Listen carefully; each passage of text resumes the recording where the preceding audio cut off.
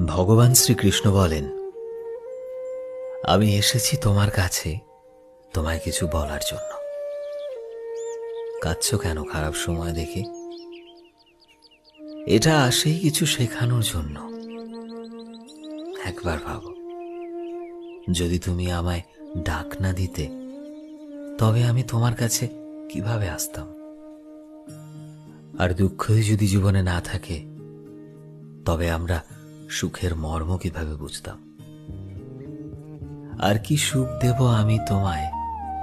যখন কর্ণ আমায় ডেকেছিল, তখন আমাকেও যেতে হয়েছিল। কান্না আমিও করেছিলাম। যে গ্রাম আমায় পালন করেছিল, সে সব কিছু ছেড়ে আমাকে যেতে হয়েছিল। তাই মনে রেখো, দুঃখ কাউকে দেখাতে যেও না।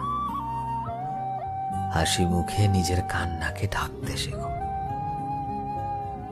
দুঃখ যদি দরজায় এসে দাঁড়ায়, তবে কান্না করো না। দরজা খোলো আর তাকে স্বাগত জানাও।